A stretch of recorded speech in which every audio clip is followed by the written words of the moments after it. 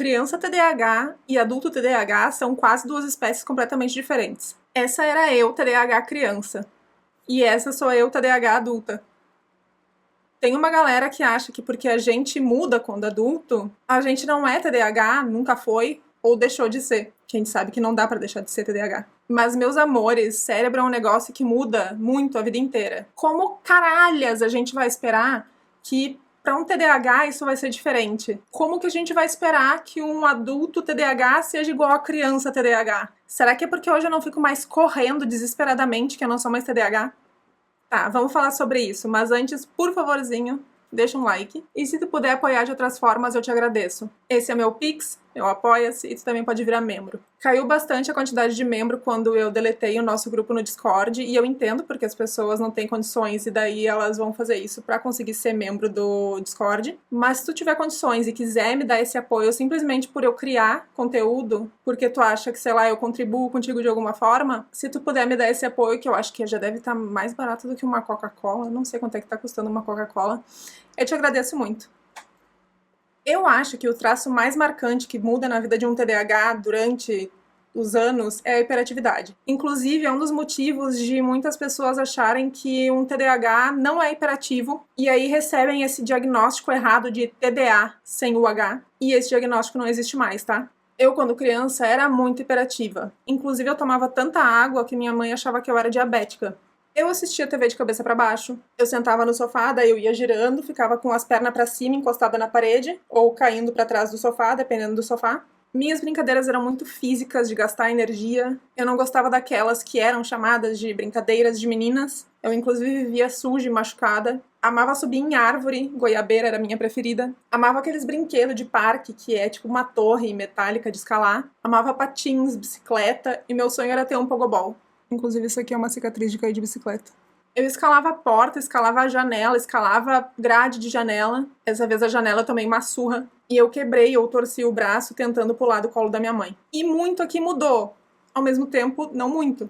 A minha hiperatividade hoje e da maioria dos adultos TDAHs é mais mental. Aquelas 27 pessoas dentro da minha cabeça falando ao mesmo tempo, 27 assuntos diferentes, mais uma letra de música. Mas ainda existe a hiperatividade física, só que ela se manifesta de forma diferente. Apresenta na estereotipia da perna batendo aqui embaixo, inclusive se tu me encontrar com o corpo um pouco tremendo nos vídeos, pode ser pelo tremor essencial, mas principalmente pela perna balançando aqui embaixo, ou girando aqui a cadeira. Ou em todas as vezes que eu, inconscientemente, tô caminhando em volta da mesa, em volta de algum móvel, em volta da casa, quando eu tô mandando algum áudio ou gravando um stories, ou quando eu tive que engessar o meu pé, quando eu tava no São Paulo Fashion Week, quando eu era modelo, e tinha um lounge que era uma piscina de bolinhas para adulto, e coincidentemente, kkkk, eu fui a única a me quebrar.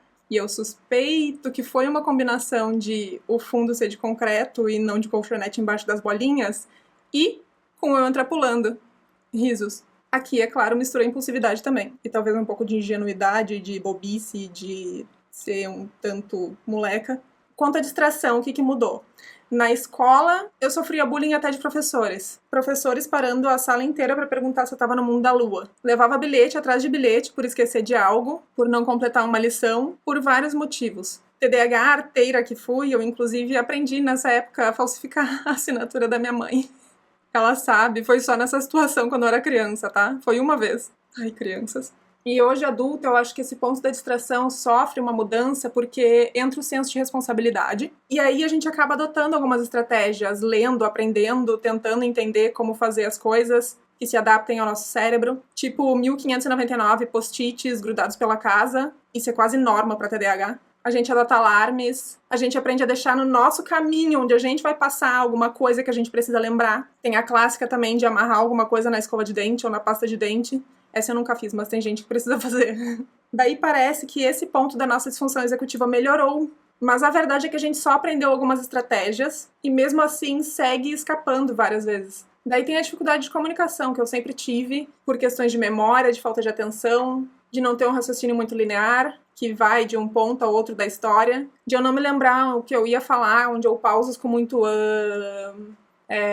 tentando lembrar. Isso segue idêntico à infância e hoje. Na época da escola, viviam fazendo bullying comigo por causa disso, me chamavam de burra, quando TDAH especificamente não tem absolutamente nada a ver com inteligência. E esse ponto, inclusive, é o que mais me faz ter síndrome de impostora por causa da minha aceitação em relação ao meu diagnóstico de AHSD. Outro ponto que adultecer e o senso de responsabilidade mudou é a noção de priorização e organização. Ambos acabam se fundindo e são outro ponto na disfunção executiva que a gente tem. Daí, morar sozinho, por exemplo, nos ensina muita coisa. Ter responsabilidade, ter que se virar, nos ensina muita coisa nesse ponto. Mas muitas vezes a gente segue sem saber o que faz primeiro, se come ou apaga o fogo primeiro. Quando na infância, priorização e organização nem era alguma coisa que a gente precisava se preocupar tanto, porque tinha, né, pessoas na nossa volta para nos ajudar. Daí, na falta de priorização, a gente também inicia uma coisa, larga essa coisa pela metade e vai para outra, e aí isso vira uma bola de neve e a gente fica com várias coisas pela metade. E essa dificuldade de priorizar acaba em desorganização,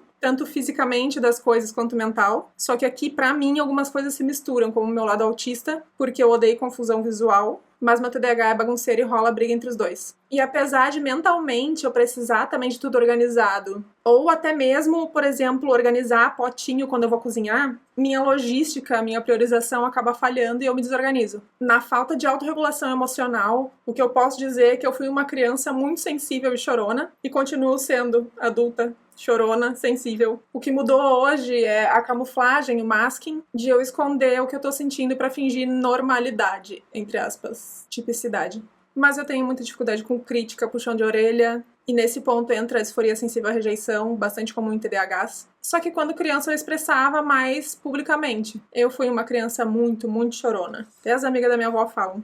Na iniciação e conclusão de tarefas, na infância eu tinha o monitoramento de adultos, daí a mãe acaba confiando demais no TDAH e pergunta: "Filho, terminou a lição de casa?" E o TDAH arteiro responde: "Terminei!" Louco pra ir satisfazer a necessidade de dopamina pra ir jogar videogame ou ir brincar. E acho que foi numa dessas que entrou a falsificação da assinatura da minha mãe, uma vez, tá? Num bilhete de professora. E quando adultos, em geral, a gente não tem mais essas pessoas nos monitorando nesse ponto, mesmo que a gente precise de suporte nessa área específica. E aí, essa questão na iniciação de tarefas e conclusão de tarefas se manifesta no nosso trabalho, na nossa renda e muitas vezes na necessidade de suporte financeiro. Muitos fazem tratamento, adotam estratégias e conseguem dar conta. Eu, particularmente, tô fodida e é a parte mais difícil pra mim. É a parte que me faz depender financeiramente da minha família aos 39 anos. Iniciar projetos de empresas novas que eu tô criando e não conseguir concluir e tirar do papel.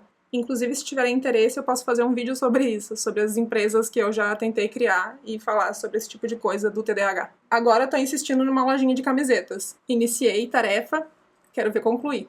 E aí, voltando mais uma vez para falar sobre atenção, a gente não pode esquecer do excesso de atenção em alguma coisa, chamado no TDAH e no autismo de hiperfoco. Hiperfoco, um traço. Eu sei que neurotípicos também podem chamar de hiperfoco, mas pra gente tem especificamente a ver com algumas questões. Criando, então, comportamento de vício. E é aqui que as nossas mães ficavam indignadas. Porque como é que pode a gente não conseguir prestar atenção numa lição de casa, mas a gente conseguir ficar horas atentos num hiperfoco, como um jogo? E aqui também mostra que a parte da atenção no TDAH não é afetada só como um déficit. Quanto ao hiperfoco, pra mim não mudou nada. O que mudaram são os hiperfocos e a responsabilidade adulta que entrou, mas eu ainda me perco baixando o livro e passando 3 dias lendo uma saga nova, quando eu devia estar finalizando o trabalho ou gravando vídeo. E pra quem não sabe, isso não é simplesmente uma questão de escolha. É real comportamento de vício por baixa dopamina e por desregulação relacionada ao nosso lobo frontal.